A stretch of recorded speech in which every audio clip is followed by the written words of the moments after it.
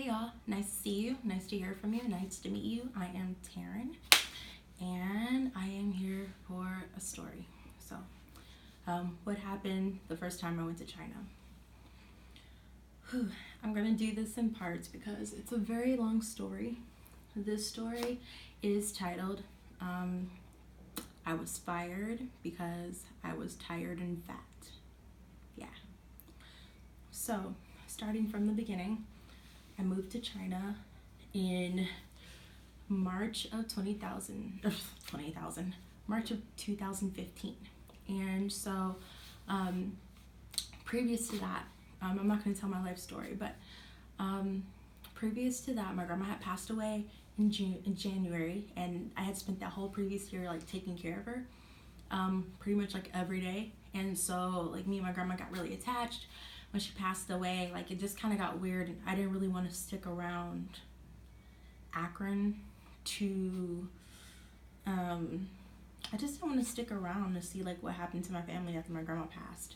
So, and I just wanted to do something different. So I started applying to jobs, and I have a friend that already lived in Shanghai. So I wanted to move to Shanghai, but it seemed like I couldn't find any jobs in Shanghai. So I was applying to jobs, and my friend was like, oh, I know this guy, and he doesn't have a degree, which I don't have a degree. And she was like, yeah, he went through this agency, and they got him a good job and a good salary. You should try them. So I did. And so this company, I don't know if I'm going to say the name or not, but if I do, then I might like put it somewhere. But if I don't, sorry. Anyway. This company, ran by ABCs and also European guy. I don't know if he's European American or whatever, but I don't know. Anyway, European guy. So contact them, and they're like, oh yeah, we can help you. And so I give them my information. I do like demos and stuff like that. Then they're like, oh yeah, we got a company, but they're in Jinan, which is in Shandong province. And I was like, pause. I don't want to go to Jinan. I want to go to Shanghai. Shanghai, it's nothing. I got a job at EF, and I got a job somewhere else, but they were just like, no, we wanna have you interview there. Just interview, and if you don't like it, then you don't have to take it. So I'm like, all right, like, what could it hurt, right? I'll just work on my interview skills. So I interviewed for the job. They make it seem like glorious. So I ended up taking the job. I even talked to some of the foreigners there on Skype, and they were just making the place seem like really great, which Jinan is a really great city. I like it. But so I took the job, and I was like, okay, but I don't have money for a flight. They're like, okay, well, we'll loan you the money for the flight. We'll pay for it. And when you get back, or when you get to China, you'll just pay for it over a couple of months. And I was like, all right, you gonna pay for the flight? Let me go. So I got everything sorted. Came over to China. Before I came, I asked them, I was like, can you get me a working visa, because I don't want to be here illegally. And they're like, oh yeah, we got connections with the government, we'll get you a working visa, no problems, no worries. So I totally believe that, and yeah, I came over, and I came over on a business visa.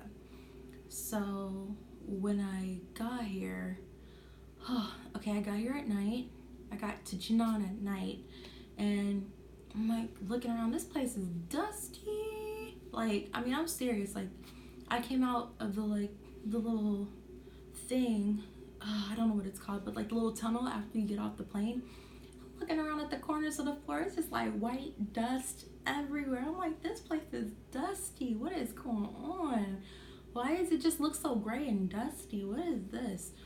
So I get out, and then there's like two people, and they're like waiting for me, and they're waving, and I'm like, okay, I don't know these people, but okay, they pick me up. So they get me in a car, and then we're driving down the highway, and it was the scariest thing ever. So, like, I'm a small city girl. I'm not used to like skyscrapers, never been in New York. So we're driving on the highway, and there's these skyscrapers, but they turned the lights out because they want to save electricity. So all it looks like is we're driving on the highway, everything's pitch black, and these skyscrapers are pitch black, and it just was the scariest thing. It looked like giants, or like Attack on Titan or something like that. Like, I was like, whoa. Anyway, skip forward, get to my house. My roommate, she's like smoking weed, and she's like, do you want some? And I'm like, no, pause, girl, bye. And so I go to sleep, wake up the next day. She's like, oh, they told me to take you to the office. So we take the bus to the office, the school. And what happened there? When I get there, I meet all the foreigners. I meet everybody who I talked to before, and they're like, and everything seems fine, right? And then I meet there's a new girl there, and they're like, yeah, she's just been shadowing for like 2 weeks or whatever, so everything's fine, and you're gonna shadow too. And I'm like, all right, cool, yeah. So then there's an issue. The foreigners get mad, and they're like, and one of the foreigners comes in, and they're like, yeah, so Sarah, or I don't remember her name, but Sarah or something like that, which is like one of the Chinese staff, that said that the accountant went on vacation and accidentally took the keys to the money drawer with her. So now they can't give us our salary till Monday. And this was Wednesday that I arrived. And I'm like, okay. And so the foreigners, but then she was like, but they had enough money to pay the Chinese staff.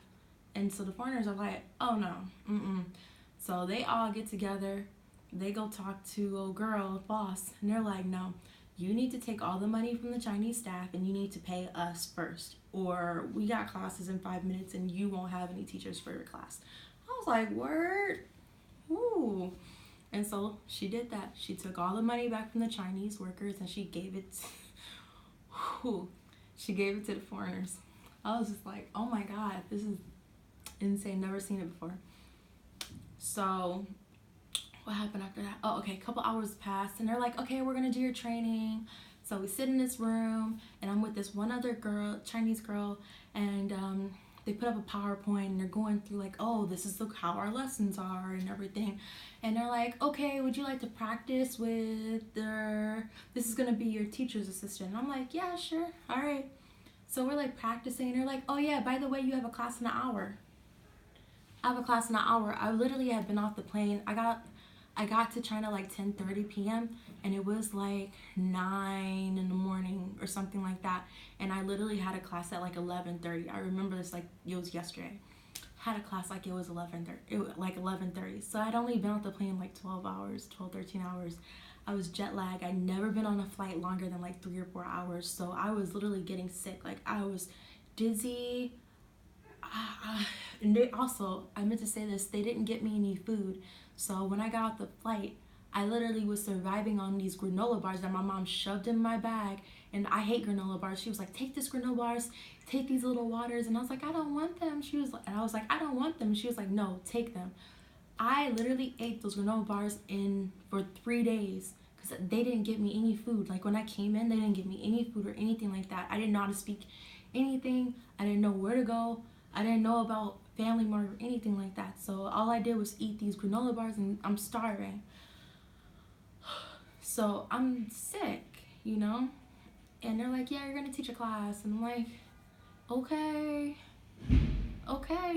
So I practice with old girl.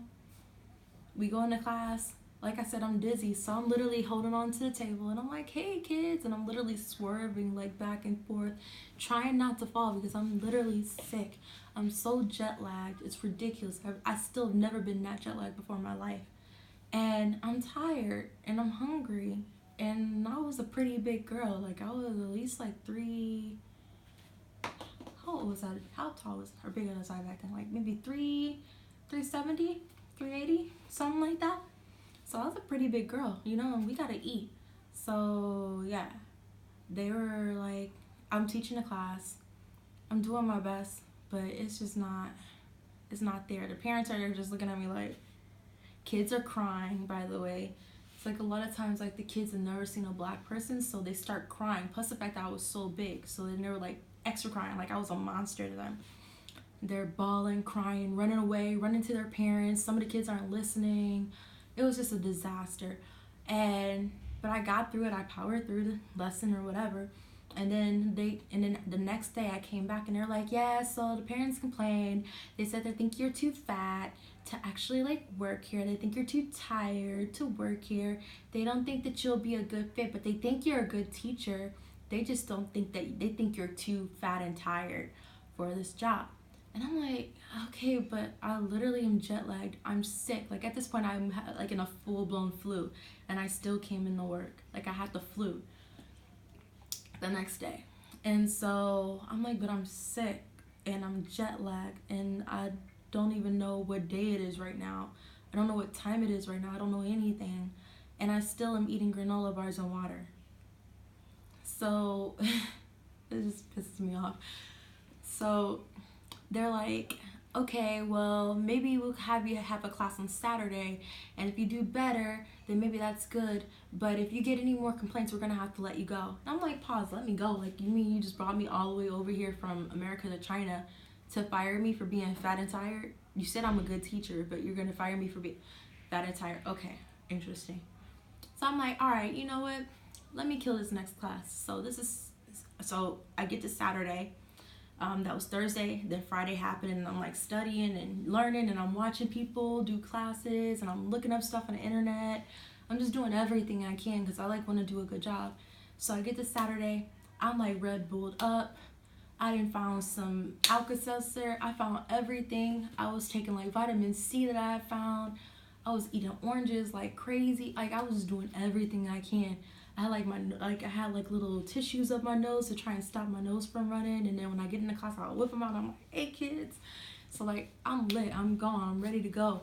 I knock out that class. I do probably the best class I've ever done. Maybe I've done some other better classes now, but previous to that, like the best class I ever done, bar none, in my life.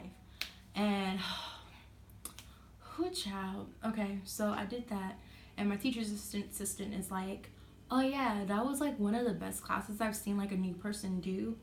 And I look at her like, I thought you were new. She's like, oh no, I'm not new. I'm just a teacher's assistant. And like they just wanted to tell you I'm new so you wouldn't feel bad. I'm like, okay. So in this class there were no parents. It was only the principal and then the kids. The kids like got used to me or whatever because I kept coming into the class and they weren't crying anymore. And like they were being a little unruly, but I was able to like kind of get them together, you know. So I did the class and it was great. It was real good. So then after the class, the principal's like, oh, you did such a good job. And I'm like, oh, you just saying that? She's like, no, really, like you really have improved from last time. I can tell that you put a lot of work into it. You have the energy. I don't think you're too fat. I think everything's gonna be fine. I'm like, thank God. So now it's like the weekend, Saturday, Sunday happens, and then Monday is my day off. Monday and Tuesday are days off, right? So I go to the store and I'm trying to get a SIM card for my phone. And I hadn't been able to get any kind of messages or anything like that. So I put the SIM card in my phone and I get all these emails, and I get an email from the school and they're like, oh, we're sorry to say this, but one of the parents came back and complained again that you're too fat and tired to teach, and you're already black, so that's already a detractor for you. That's a whole nother video. So we're gonna have to let you go. And I'm like, in like the cell phone store, just like, you're gonna have to let me go. Okay. Wow. So I get done with the cell phone store and I call up all the foreigners that work at my job. And I'm like, this is this, that's that, this is what's happening, this is what they're trying to do to me, blah, blah, blah. Oh yeah, and by the way, they said, oh, you still have to pay back the flight, and also we're going to charge you for all the time that you've used this last week in the apartment, rent and utilities. And I'm just like, but my rent and utilities were supposed to be free. I wasn't supposed to pay for that stuff. They're like, oh yeah, you got to pay for that. So I tell all the foreigners that I work with, and they're like, okay, don't worry about it. Wednesday, when we have our meeting, we'll talk to them. So Wednesday rolls by. By the way, during this time, there's not a lot of foreigners in Jinan, so it's kind of close-knit. I was like on every single WeChat group, on every single China group, on Facebook. I was on everywhere, blasting this company, like, this is what they're doing, this is how they're treating me, this is what's happening to me, this is what's going on, I don't know what to do, I don't got a job now, how am I gonna eat, I came to China with $500 and a promise, like, what am I gonna do, I can't even afford to get home. I'm not telling my parents this because, like, why would you tell your parents this is what's happening? So Wednesday rolls around. So by the way, all of Jinan knows, like all the foreigners in Jinan are like, oh, I'm at the store and they're like, oh, are you that girl who got fired for being fat and tired? I can't believe that. We're gonna have to do something about that. Like, it's just, I'm just walking around. There's another girl, this woman, older woman named Ava I met, and she was like, oh yeah, did you hear about the black girl who got fired for being fat and tired at her job? Isn't that crazy? Can you believe they're doing that? I was like, that's me. That's me. And she was like, oh my God. Yeah, it was crazy. So like I said, I'll put them on full 100% blast. Because I was like, I'm not dealing with this. So what happened? See, it's been so long. Okay, so Wednesday rolls around. They had their weekly meeting or whatever. They put me on speakerphone and put me on silent so I can't say anything, but I can hear. They cussed them out. They were going off. They were just like, you can't do this. You're going to have to fix this. You need to fix this, or there's about to be something that's going to go down. So then they called me and they're like, okay, we're going to fix this. We're going to try and do it. Can you come into the office? So I come into the office and they're like, okay, so we have two options for you. The first option is you can try to work here still. We won't fire you. We'll give you 1 month and you just have to do your best job and, you know, get the parents to like you. And after 1 month, if the parents like you, then you can stay. But after 1 month, if the parents still feel like you're too tired and too fat for the job, then we'll have to let you go. And you'll also have to pay the flight back. You'll have to pay for a whole month of rent for the apartment and the utilities. And also, yeah, we'll still pay your salary. So I'm like doing the calculations in my mind. I'm like, oh, this much for the flight. This is how much you're saying the rent and utilities is going to cost me. So at the end of the day, I'm left with $200. I'm left with $200 after a whole month of work. How am I getting home? How am I eating? How am I going to survive? So like, I'm just like, the wheels are turning in my head. I'm like, that don't sound, no. So, and if you know how it works, they would literally just take all the money out of my paycheck and then give me what's left over. So I would have no chance to even take it and go or something like that. They would just give me like, okay, this is what's left. And I'll just be like, all right, I got these pennies. So I was like, okay, well, that sounds like a crappy solution. And they're like, okay, or you can just take this job at this kindergarten in Tai'an, which is nearby, about 30 minutes by the train. I have an associate who works there, and it's a kindergarten, so the classes are shorter, and you only work Monday through Friday, which I was like, Monday through Friday. And yeah, you can work there, and they'll pay you the same salary. And I was like, okay, like, let's do that. I'll leave Jinan. So I did. I packed up my stuff. I got on the train, this bullet train, went about half an hour away to Tai'an. So I went from Jinan to Tai'an in Shandong province. And when I got there, yeah, I met Mr. Su Hua, which was like my new boss. And he picked me up in what looked like an Astro van. You guys know the old school Astros? Yeah, it was like Astro. But this city was like still dusty, but less dusty. Jinan is a super dusty city, and I found out it's literally because of the pollution. But like when I would be walking outside, I'd be like I'd get stuff in my eye or whatever. And I'd be like, why are my eyes like burning? Why do I feel like I have something in my eye? Because it's like so dusty, and the pollution is so bad that it literally gets in your eye. It's so bad. Anyway, I'm going to end this video here. Moving forward, my next video is going to be about living in Tai'an. Whew, this one is crazy. Living in Tai'an and working for Mr. Su Hua, and basically kind of being pimped out to different kindergartens and running away because I had to leave because I literally was like held up in an apartment for like a month without being able to have my own freedom to move and do what I want to do. So that's going to be the next video. Stay tuned. And if this is my family watching, hello. If it's friends watching, hello also. And if you are somebody who wanted to know about my China story and I gave you this link, hello, feel free to contact me back and tell me how crazy this is, because it is crazy. And that's it. Peace out.